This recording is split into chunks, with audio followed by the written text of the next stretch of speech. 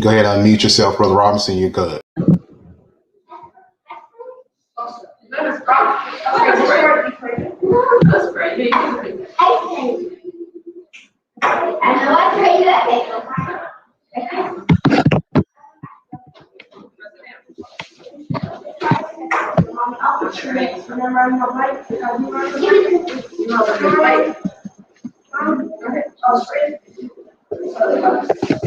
Perfect. Okay, I'm live. First time doing this. So we'll give people a few minutes, guys, to join. Hopefully we'll start in the next couple of minutes. I see the numbers are going up right now on Facebook. So we'll be starting hopefully shortly within the next couple of minutes.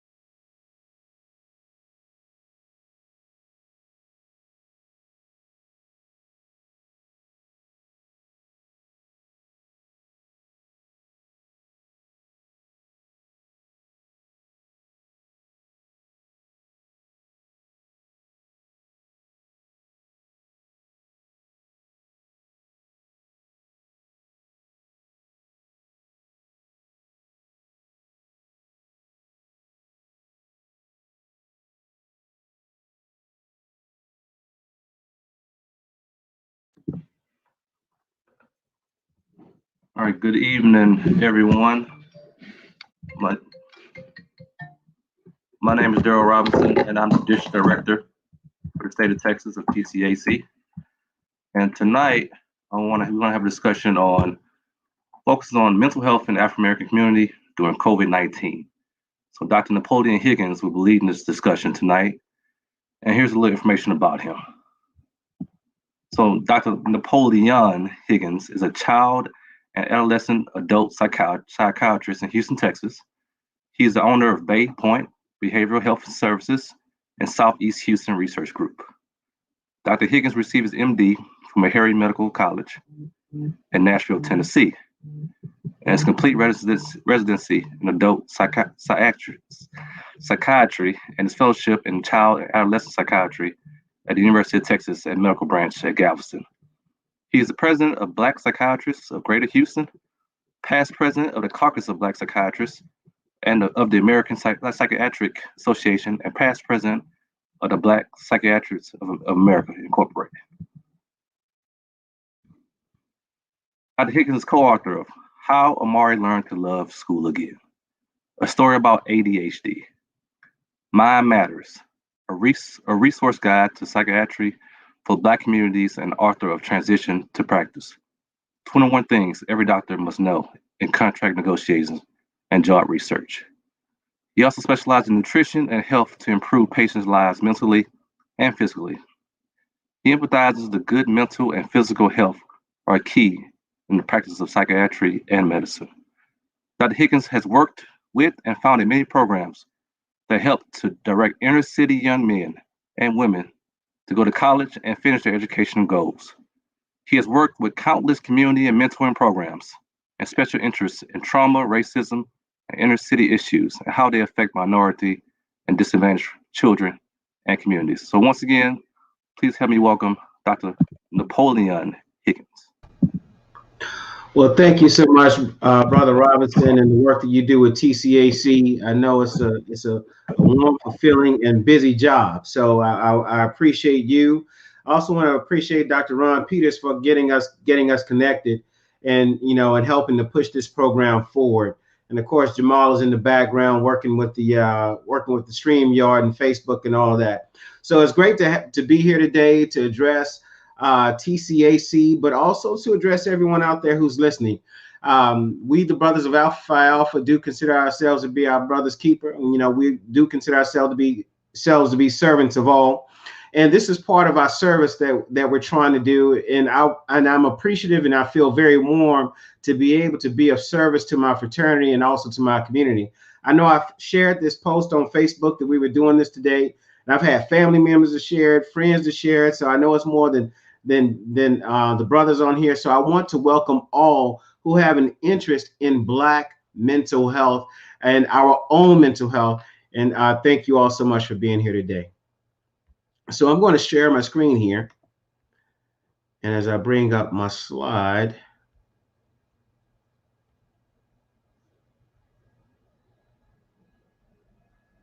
all right, so here we go. All right, so we're going to talk about mental health and the African American community during COVID-19. I am a child and adolescent psychiatrist here in Southeast Houston, and we're going to actually talk about mental health and COVID-19, but I'm also going to give a little extra today. We're going to talk about stress, all the ways that Black people in our community are stressed, and then on top of that, we're going to go through the steps to getting to Black mental wealth. So we're going to do a whole lot real quick in about 30 minutes. So it's going to be exciting. It's going to be an exciting discussion, and it's going to be a good discussion. And I hope that people will be able to take something from this and improve their lives from it. I'm not here to just talk to you, just to be talking about mental health issues. I want us to be able to take this, absorb it, consume it, and then produce from it. And that is the goal for here tonight. So as you all heard my introduction, I'm in private practice. I've done a lot of work with Black organizations, all organizations. But tonight we're here about you. So I love this quote from Malcolm X: "When I is replaced with we, even illness becomes wellness." And the reason that is very important is simply because it takes all of us to be well. As it takes a village to raise a child, it takes a village to be a village, and to be a great village in which we can continue to grow and prosper. And what we want to do is about the we-ness and not the I-ness, so that we all can do better. And that's part of what we're doing today. Learning objectives, we're going to talk about what is wellness. What is it to be well? We're discussing the impact of stress on wellness and how it impacts the overall health of Black people, specifically during COVID-19. And we're going to go through a systematic view of how racism impacts wellness. But the main portion that I really want to get to is steps to attaining your Black mental wealth. So not only being well, but the ability to continue to grow. Understanding that wellness is not just feeling good right now. All right. So there's pathology. Dr. Higgins, I'm sorry. Your PowerPoint's not showing. Oh, it's not showing. Okay, hold on. All right, let me click on there and share. Are we here now? Oh no. Are you able to see it now? Yes, we see it now. Okay, great. There we go. So as we talked about going from the I to we, where illness becomes wellness, the learning objectives of discussing wellness, the impact of stress, wellness, and COVID-19, the systematic view of how racism impacts wellness, and we're going to get to the steps of attaining Black mental wealth. So the 8 dimensions of wellness is created by SAMHSA, which is a governmental body that discusses all the ways in which people need to be well. And when we talk about wellness, we're not just talking about the difference from being ill to well, but wellness is being well and within yourself with now and the ability to grow. So there's emotional wellness, so far as your mental health.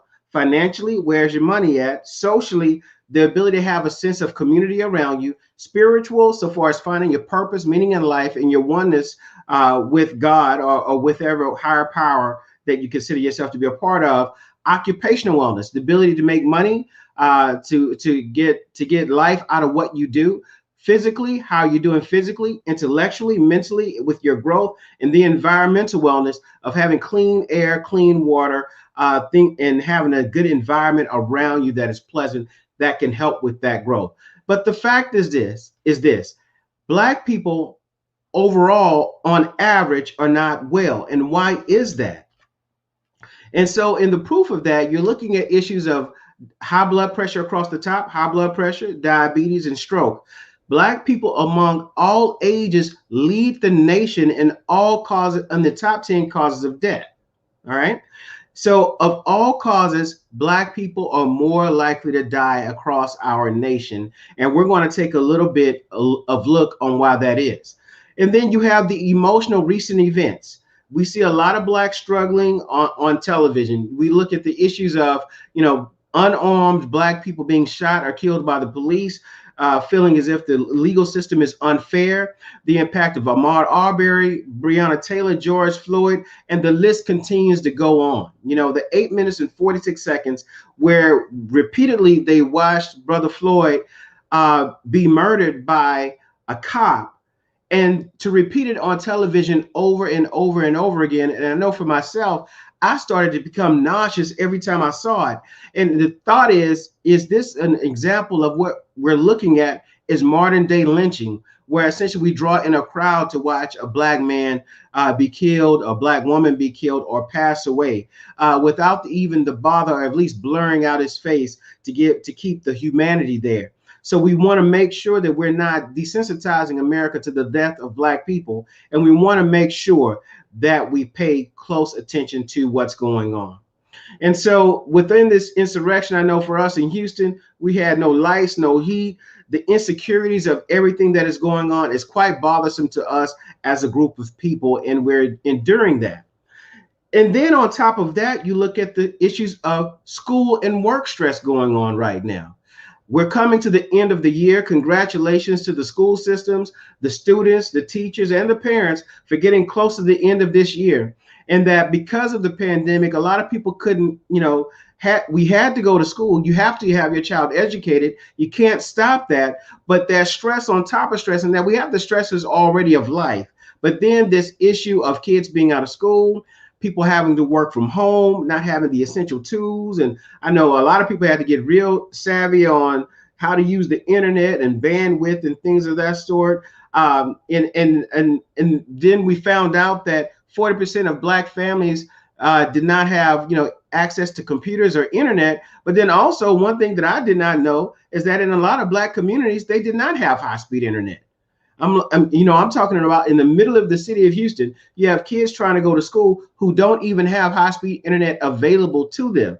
So the issue of the family being impacted, some people have lost work, reduced work. We've seen how women have been greatly impacted with the loss of work, especially with Black women and in Black homes and Black families. So often, 70% of Black children live in a single parent home, most often headed by a woman. And so with these losses in finances and work and difficulties, we've seen the stressors pile on to our community. Now, you may notice the pictures here, and these pictures are from one of our books. This is Bree's Journey to Joy, a story about childhood grief and depression. And we actually placed this book during the COVID-19 pandemic. So it covers a lot of the pandemic in the book and children dealing with the exact issues that we're talking about. So one of the things we talk about with loss is in psychiatry and in mental health, stages of loss by Kubler-Ross, where essentially people go through stages when they lose something suddenly. So for all of us, the shock of COVID, this thing hit with a passion. I know we came around the Christmas holidays. We were getting ready for the Houston Livestock Show and Rodeo. We went to the rodeo one day, and then the next day they shut the rodeo down, saying that, there's this big pandemic, and we had talked about they're going to shut down the country and the nation, and everybody looking for toilet paper, all kind of craziness broke out, right? So we have the shock of it. Then you have people in denial. There are people who still deny that there is a COVID virus. There are people who believe that it's all been made up, that no one has died. I remember hearing these stories and lies about 5G towers causing people not to breathe, and all kinds of things were coming out. With denial. People deny that you need a mask. And I know a lot of Black people and a lot of people in general, but I'm talking about our community and speaking to our community, who are in denial about the vaccine, who don't want to get vaccinated, even though we can see that the numbers greatly go down. The issue of anger towards the whole thing. I know I've had a lot of anger towards just looking at people getting sick and dying. And honestly, some of this has been needless. Like these things do not have to happen this way. And then bargaining so far as what can I do to get things better to make myself feel well. And one example of large bargaining that we did was, as I just stated before, was when everybody started buying toilet paper because of the COVID virus.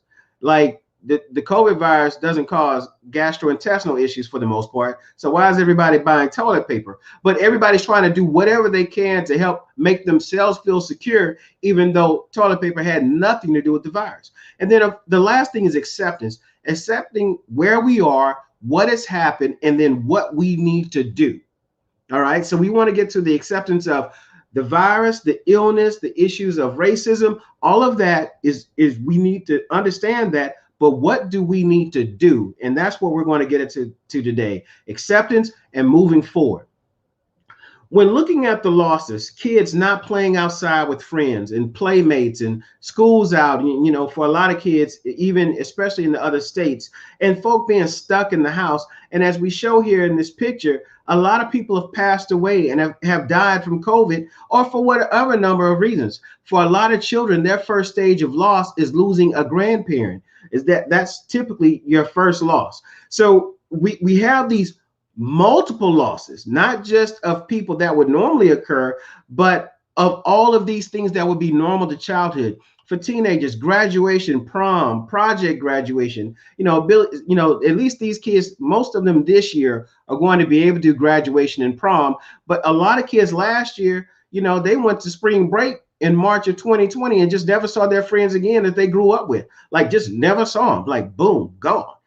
So a lot of people have lost a lot of things. And even as adults, our identity and what makes us who we are has been lost because we're not going around a lot of people.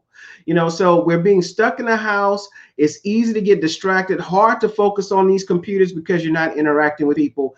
And a lot of us are suffering from sensory deprivation, and that you're not speaking to people, you're not hugging people, you're not touching people. We're not going to church and giving hugs. We're not at the frat conference and dapping everybody up and saying what's up and all those kind of things. Those things have been lost, but also a lot of us identify by the work that we do. All right. So I'm known as a psychiatrist. I'm used to seeing patients every day. I have not seen a patient face to face in over a year. All right. I've been doing everything over telemedicine. But a lot of us are known as the accountant, even for some of the bros, you're known as the ace of the line. Shout out to Fall 9280 Gamma, Mac and Packing Never Lacking, MPNL ain't dead. But some of us have lost those identities of who we are, who made who we are. And the fact is that a lot of that happens around adolescence and in college. You may be known as the clean brother, or, the Kappas were, trying to dress up, and the AKs doing this and the Deltas doing that. A lot of those things have been taken away. And a lot of people have lost the identity of who they are because people around you validate who you are, including family, friends, fraternity, occupation, all of those things. Many of them have been lost. And then on top of all of that, we have the stress of racism, in that it can't stop, won't stop. It continues on. So racism didn't go away because of the pandemic. Racism added to the pandemic. As Dr. Fauci has stated more than once, the pandemic has exposed racism even inside of medicine itself. So let's go through some of the different types of racism. We have individual racism. That's person to person, based upon people having biases and stereotypes, prejudgments of who people are and what they do. I know just recently I was running in my neighborhood, sun was going down. And as I was running down the street in the cul-de-sac in front of me, a white lady came out into the street and she was running herself. And when she saw me, she turned around, kept turning around, made the corner, stared at me intensely, and then picked up her phone. And as I'm jogging, she's like constantly staring at me as I'm jogging while on her phone, looking afraid.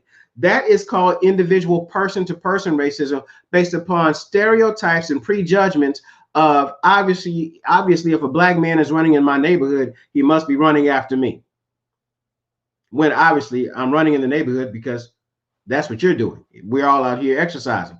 Structural racism, we can see this side of it in institutions, where say in jobs where Black people may not be promoted as often. You know, you got a group of you have an engineering firm, and some of those engineering firms have only had one or two or maybe no Black engineers at the top of the structure. So despite having only, I don't know, 4 or 5% of the engineers in the firm being Black, the firm has been around 100 years and no Black engineer has been in the top spot over all of these years. That shows you that there's a structural issue where even chance is not allowed to play its part, where people are being kept down and hitting glass ceilings as they move up. And then we have systematic racism, where you have the historical and functional interplay of racial behaviors, decisions, and even governmental policies that have kept one group down versus another.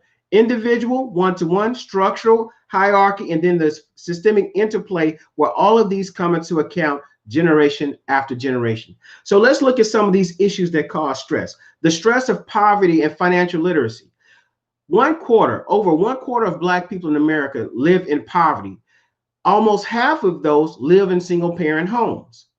Only 10% of those are in married homes and 28% are living alone. And that tells you how this issue of lack of families or Black families or folk being able to come together directly impacts poverty. But the issue overall of Black poverty is an issue where one quarter of our people are not able to feed, clothe themselves adequately as they should be able to.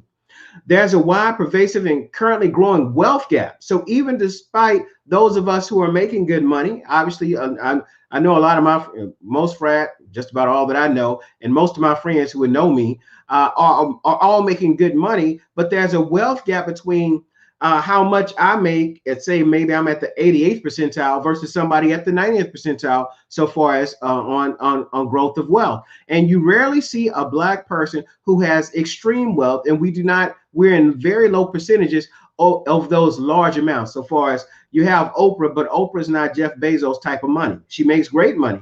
She makes a whole lot more than I do. But the fact is that there's a large gap between those of us who are multimillionaires, and even more of a large gap between those who are multi-billionaires. But too often there's a large portion of us who are living, one quarter are living actually in poverty and not able to meet their needs. So we need to learn how to have trusting advice and financial literacy. The stress of employment and housing. I live in Houston. You know, I grew up in Alameda Plaza, South Side, Alameda Plaza, Sunnyside, South Park, Southwest Side, Mo City, all that. You know, much love to all those who live below I-10, and much love for those who live above I-10 in Houston. But the fact is that we have issues of redlining where Black families are denied services and loans and growth of our communities. What is crazy to me is the issue of gentrification, where a person will live in a house, I don't know, let's just pick Studewood, let's go north side, where your grandmama's house is worth $50,000. They take that as eminent domain because the city is growing. Eminent domain, they take your home and pay you your $50,000, put a high-rise apartments, and then put a townhome on that same property because it's close to downtown, and will charge $500,000 for a townhome that was on the same property as your grandmother's house that was $50,000 just 5 years before. This is still going on right now and then greatly impacting generational wealth of Black people. Issues of employment and wage discrimination. Do you all know that the average white male doctor makes $100,000 more than the average Black female doctor doing the same exact job? So this education discrimination and CEOs and management and the ability to move up in society is something that impacts many Black people, even those of us who are educated, watching people get promotions and bonuses off the work that we did, but some of them do not have the talent that we're bringing. The stress of physical health and healthcare.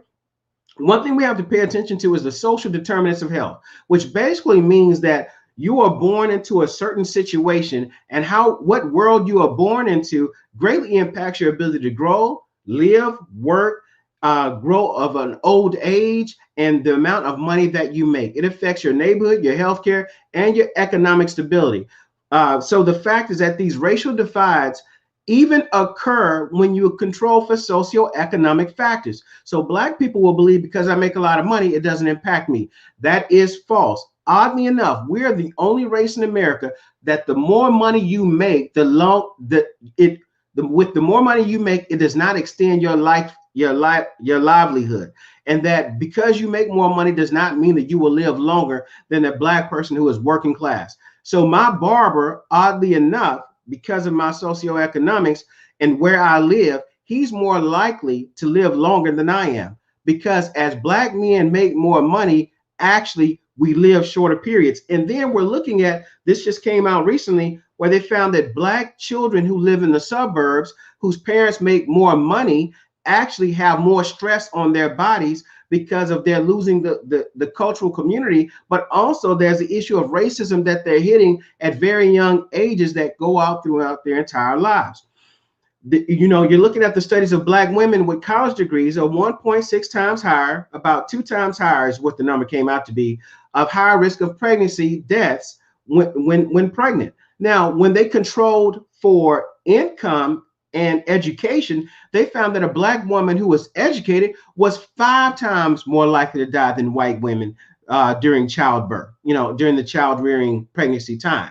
So that education, oddly enough, is not a saving protective factor. It oddly enough is looking to be, with the newer research coming out, showing that we're more likely to die early and more likely to have complications. And that is very different than any other race in America, maybe minus the Native American.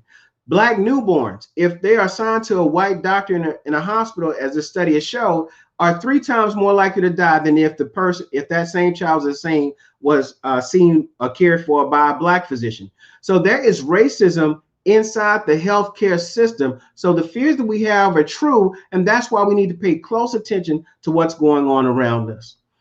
There's a stress of education and intellectual, in that, one, we need more Black people to graduate college or get a profession that requires education. So whether you go to college or whether you decide to do plumbing, electrical, AC, vac, fix cars, whatever it is, it requires that you expand your information beyond typical of what will be your high school education. So I know a lot of people who make money who have degrees. I know a lot of people who make money who don't have degrees. You can open up a record shop and pick cars up, but the fact is that you've got to be educated on how to be a wrecker. So the fact is this: a college education is thought to be a primary vehicle to decrease that racial financial gap, because the fact is that if you have a college degree, you have a ticket to the middle class. Assuming that you don't have any other mental or physical health issues that keep you from working, a college degree will make you a middle-class individual. And you can stop poverty in the Black community within 1 generation of making sure that people focus on their education and training and getting our children out of the home into a situation where they're educated and can earn money. So Blacks are less likely to be hired by race and color, by Black sounding names. And oddly enough, a white male high school dropout is as likely to get a job in early management, as as a Black with a college degree. All right. That is crazy to know that. Now, the fact is that once you get to pass the college degree to your master's or a PhD or MD or DDS and those sorts, Black and whites work at the same rate. So the more education you get, the more likely you are to have a job that pays you well. All right. The other sad part of this that is not on the slide: if you are a Black male who does not finish high school, you have a 70 to 80% chance of being incarcerated. That is how serious your education is. 70 to 80% chance of being incarcerated if you do not finish high school. If you do finish college, it's only a 10% or less chance of being incarcerated, which is still higher than your white counterparts. Understanding there's a stress of children in the Black community and having to advocate for our kids, because the fact is that there are clear discriminatory practices at every level of the education system and of the legal system. The perception of law enforcement is that Black kids seem to be older, more dangerous. We're more likely to go to trial as adults. And these are issues that impact us even at very early ages, where Black children are more likely to be sent to alternative school, to be sent in for disciplinary issues than their white counterparts. The stress of nutrition, the issue of morbidity and mortality when it comes to nutrition and poor diet is something that is huge with our people. poor food decisions, the issue of fast food being very prominent in Black communities versus nutritious foods and foods that are affordable. And the fact is that a lot of us have lost the art of cooking, the ability to cook food from scratch. And I will tell you this, you can always save money by cooking your food. Going to McDonald's for a family of 4, you could have eaten lobster and steak at your own house for that same amount. It is not cheaper to do that. So this is what we're going to call the Black mental wealth portion of this talk. And I'm going to go through this quickly. You may want to take a picture of the page. All right. But what you want to do is score where your Black mental wealth is. And you want to be at a score where you want to be 5 and above. But I would prefer that everybody be at 7, at least 7 and above, to have your Black mental wealth well taken care of, so that you know that you're doing your best. So 0 is I'm doing poorly. If you're at a 0, more than likely you are completely non-functional. A 0 in one of these means more than likely you may not be functional. A 10 is the absolute best or better than best. So some people are doing a 10 here and there on being better than best. But I can tell you, me, I'm not a 10 in anything. All right. So the fact is this: your emotional health. 0 would be I'm actively suicidal, I'm in a psychiatric hospital, and I do not have control of my mind, my thoughts, my actions, and my behaviors. 10 is that I'm excited, giddy, and that's probably not normal either. Financially, 0, I am destitute. I have 0 money. I cannot feed myself, my family. I don't know when my next meal is coming, and I'm not able to live in life. A 10 is I'm Jeff Bezos. Social connections, 0, I do not have any friends. Nobody knows who I am. 10 is you're on top of the world. Everybody knows you. You're the most known person in the world. Spiritual, 0. I am spiritually bankrupt. There's nothing in me, no praise, no love of God, no love of myself. 10 is I'm on fire for the Lord. Romance, 0. I have nobody. Nobody wants me. I am not attracted to anyone. Romance on a 10 is probably somebody that you met and you don't know all the story about them yet. All right. You're in that falsehood of, that pretend of who they act to be. Occupational, 0, no job. 10, I have good occupation and I have growth in multiple areas, and I have to pick which way to go. Giving, I give nothing to nobody. I don't tithe. I don't give to the church. I don't give to friends. I keep everything I have to myself. And 10 is I am able to devote my life to giving. Physical health, 0, I'm dead. 10 is I'm of perfect health and a complete specimen. They should have me on National Geographic for how good I look. And I should be on paintings on side of buildings somewhere. 0 intellect is no one. 0 intellect. All right. Just about no one. 10 is I'm on fire. I have all of my degrees. I'm gaining and learning every day. Housing, 0. I don't have a place to stay. 10, I have multiple homes and mansions. All right. Environmental, 0. I don't have clean water. I don't have clean air. 10, I have all of those things. Nutrition, I don't have good nutrition. I eat poorly. 10 is I eat, raw fruits and vegetables every day. I'm in complete control of my diet, and my health shows the example of that.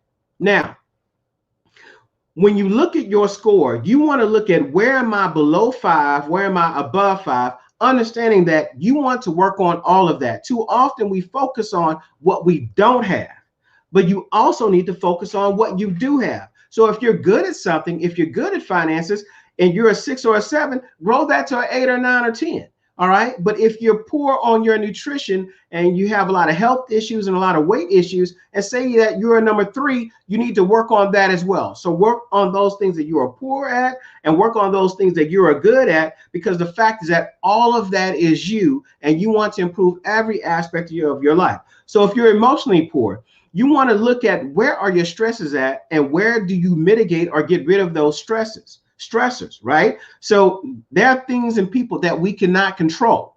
But the fact, though, is that, all right, we can change how we look and think about them, even though we can't control their particular behavior. Financially, you've got to educate yourself. You can have all the financial advisors that you want to have, but the fact is that you would need to educate yourself about your money and understand you can't spend your way out of debt unless you're using the money that you spend to invest. But the fact is that we've got to decrease our risk and our liabilities by getting out of debt so that we can grow and do other things with our monies. Social connections. Surround yourself with positive people and friends. Too often we keep ourselves too often around people who are more or less vampires in our life, who will suck the blood out of us. You know, when that phone goes off, they're going to call and complain about something going on in their life. No matter how good your day is, it's going to be pulled down by what they're about to do on the phone with you, on that text, on that contact. Romance. You want to be in loving relationships, right? And if you're not in a relationship, you need to love yourself.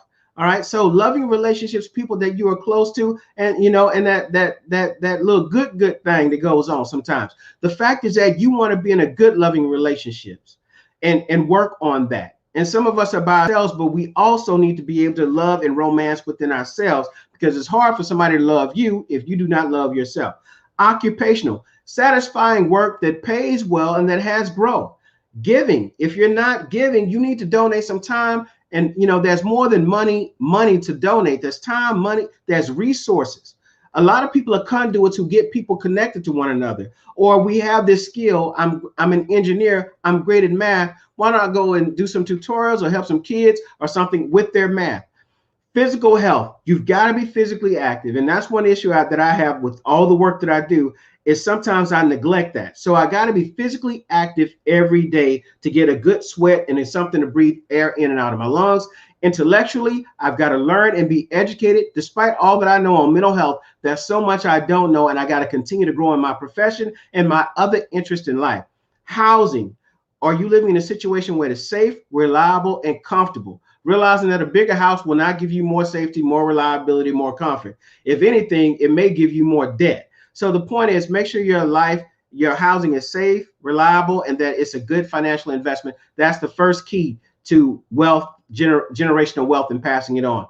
Environmental, clean air, water. Be careful of toxic substances. We got to be careful what we put on our skin. A lot of times we're putting petroleum on our bodies. We got to stop those things and stop putting bad things inside of our bodies. And with that comes our nutrition, creating a healthy eating environment. And I tell people this: if the food is not connected to the ground or connected to a bone, that means it is not food. So the fact is that no Cheetos, there are no Cheetos with Cheetos. There are no fish that give you fish sticks. And oddly enough, no chickens have chicken nuggets. It's just not there. So a lot of times we're eating unnatural things. We want to eliminate those unnatural things.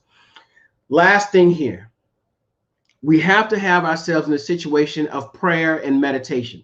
Prayer is where you pray and ask for something, whether you believe in God or not. But the fact is that when you pray, it causes you to think of everything that's going on and put it into a single thought and layer it out. You state it all out. Now, prayer is the request. Meditation is the answer. So you've got to meditate on where you want to be. So you could take those 13 steps. Say it's romance. Say it's your finances. And you could pray on what you want and then meditate on how to get that to happen. All right. And so I tell people it's like asking Santa Claus for something. I tell folks, God is not Santa Claus. So essentially, I want a train, I want a car, I want a house, and and I want to go from looking like myself to, I don't know, Terry Crews. Well, the fact is, now I don't want to be Terry Crews, but the fact is that brother is a little jacked there, and he works out.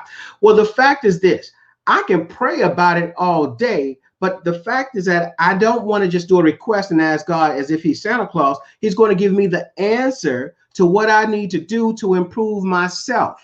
So that's where the meditation comes in, and that when you meditate, you can actually bend time and put yourself in a place that you're not at currently, but through the meditation and looking for the answers, you can actually put the steps in place to get you to where you want to be.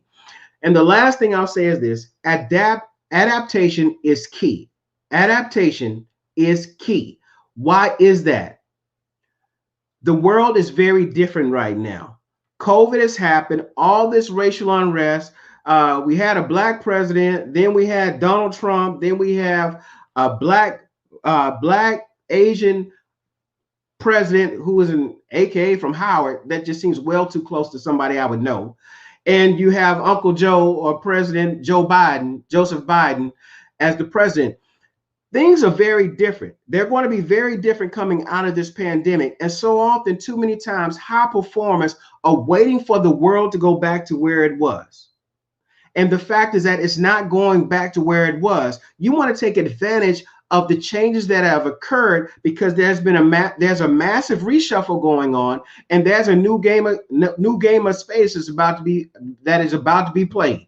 So you cannot think about the last card game in the last hand. You've got to deal with the hand that is given to you. Understand that our children right now are going to school for jobs that don't even exist. They're training for things that are not even here right now. So if you're trying to get your children or your child or yourself to go back to what was 5-10 years ago, when I pledged back in 1992, those things have passed on.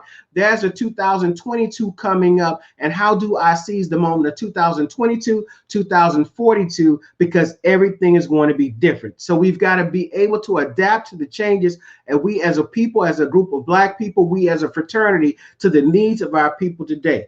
And I'll say it like this: if Project Alpha was good 20 years ago, it should be good 20 years in the years ahead. But the fact is this: with the world changing, all of those things, all of those ideas must adapt to the child that we see today, because I can guarantee you, my child is graduating from high school, and her graduation is nothing near what my graduation was. And I'll say it like this: she's going to go to Prairie View A&M University, greatest school on the planet, and from the greatest Alpha chapters there as well. Shout out to Zeta Gamma, wife pledge Zeta Gamma, aka there as well. Shout out to all the fraternities and sororities. Much love, Eta Beta, Rho Theta, and all y'all out there. All right. So the fact is this: when my dad went to Prairie View, it was $450 for a full year of school with room and board, classes, and everything included. When I went to Prairie View, it was $4,500 for the same education. My child is $24,500 for the same school, same education on that same hill that we call Prairie View. All right. But the fact is that everything is adapting, everything is changing, and we've got to make sure that we're preparing ourselves and the next generations for the change, so that we can decrease these stressors, decrease these racial gaps, and live longer, healthier lives, and go from being Black mentally ill to Black mentally well. But we want to move from that to our Black mental wealth. I want to thank Brother Darrell Robinson and TCAC. If you want to contact me, this is a group that I work with, that I developed these slides with, Global Health Psychiatry. You can find our groups there. We do books, education, training, and curriculum. These are some of the books that we wrote. All of these are available on Amazon for those who are interested. Mind Matters, a resource guide to psychiatry for Black communities, where we go through the mental health issues that affect our community. We go through all the major mental health diagnoses, and we wrote the book in question and answer format, so far as the questions that patients have for us, and we answer it back as if we're talking to our big mama, Meemaw, Grandma, Nini, whatever we may call her, because it's a science book written on a 6th, 7th grade speaking level, which makes mental health sounds very, very tangible and understandable. How Amari Learned to Love School. School Again, a story about ADHD, is a book about ADHD, and then Bree's Journey to Joy, a story about childhood grief and depression. Now, the cool thing about the children's books that we've written, it has a children's portion up front, but each of those books has the parent guide written in that same question and answer format, questions about ADHD, questions about depression, questions about COVID-19, questions about grief and depression, and how to approach your children about that. So the fact is that we are a group who wants to be educational to the community.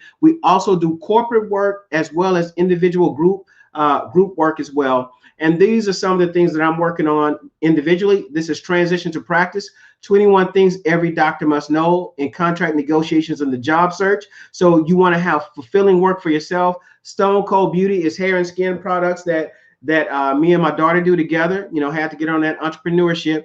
And so that's the brand that we have together. You can look at stonecoldbeauty.com. Stop putting Vaseline and petroleum on your skin and being that basically petroleum products, which are old dinosaurs being absorbed into your body. Get to the natural stuff.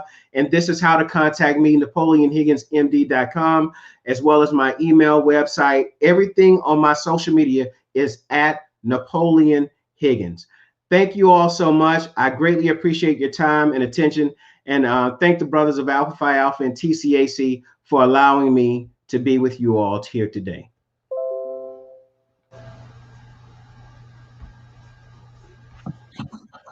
Hey, Dr. Higgins, great job, man. I appreciate you taking the time to present to us today. I learned a lot of good nuggets from this conversation, man. I want to invite you out to our convention in 2022. So hopefully Oh, sure. you'll be available. I'll get on your calendar, and hopefully we can do it in person. Like I said, with COVID-19, things are getting better in Texas and in our nation, so we'll be able to get together in person. So I want to definitely invite you out, do your presentation in person to the Brotherhood. For sure.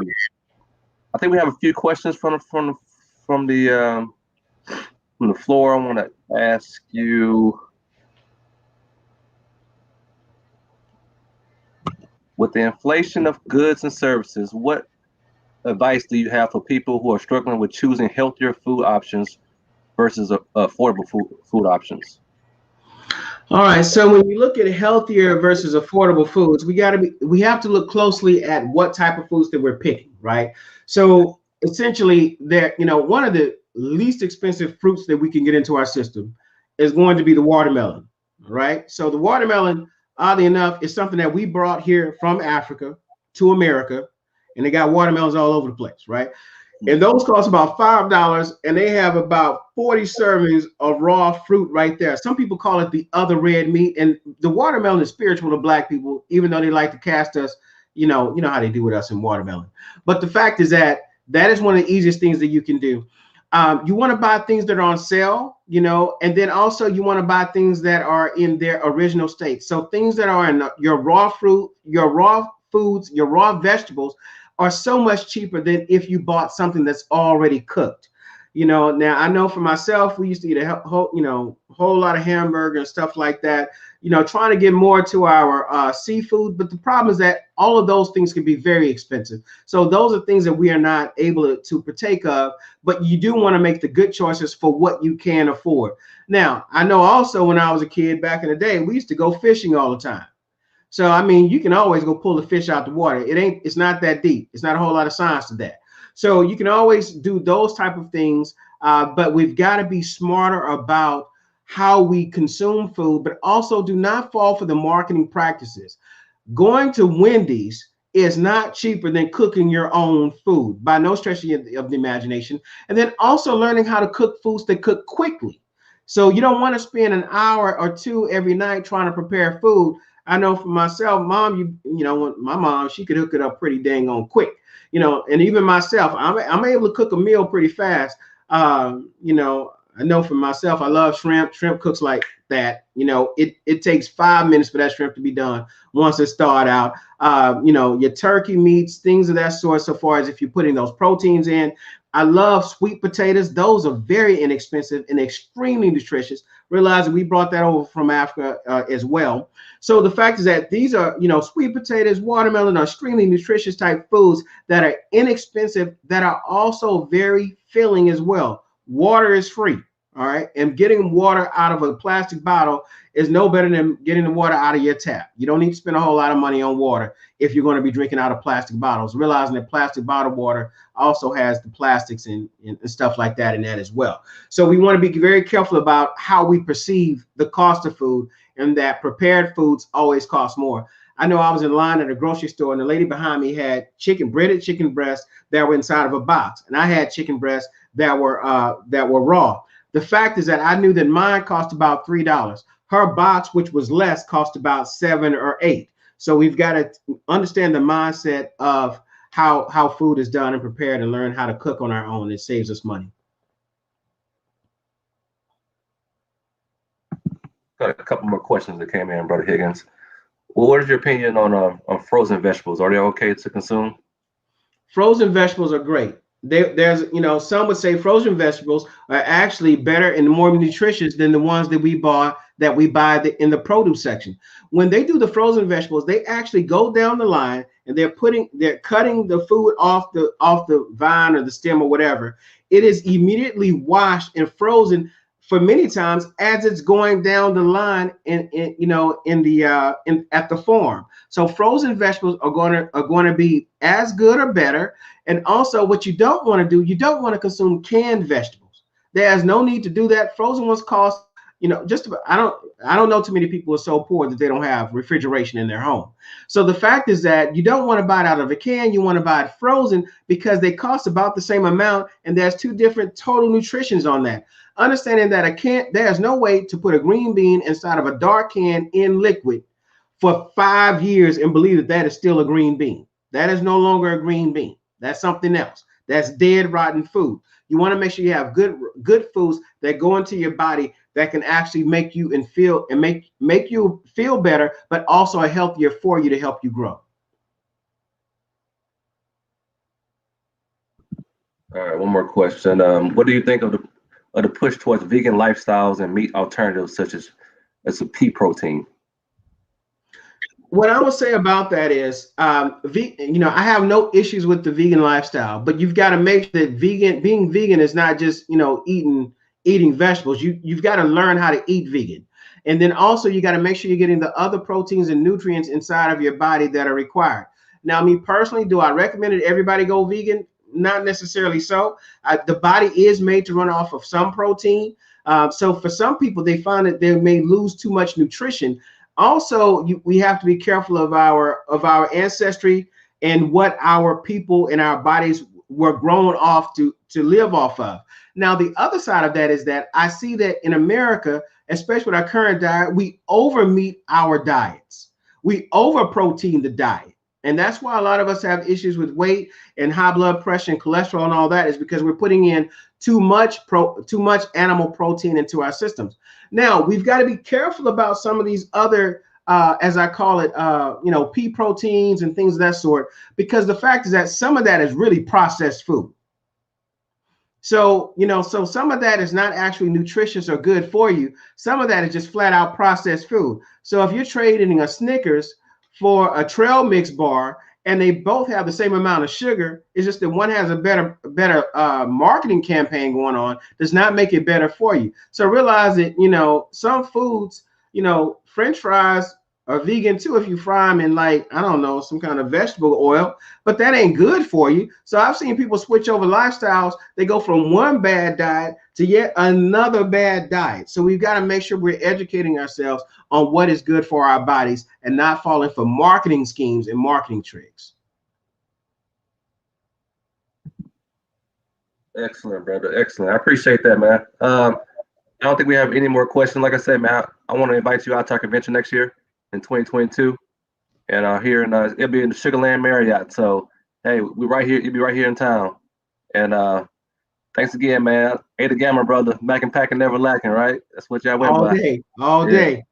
Okay. Thanks again, bro. I appreciate it. Thank you for everybody tuning in tonight. We'll have more, opportunities throughout the summer, throughout the year, to have different forums on different topics, such as mental health and different other topics that might come up in our community. So thanks again, brothers. Thanks again to whoever in the community who dialed in today. So have a good night. Thanks again, guys.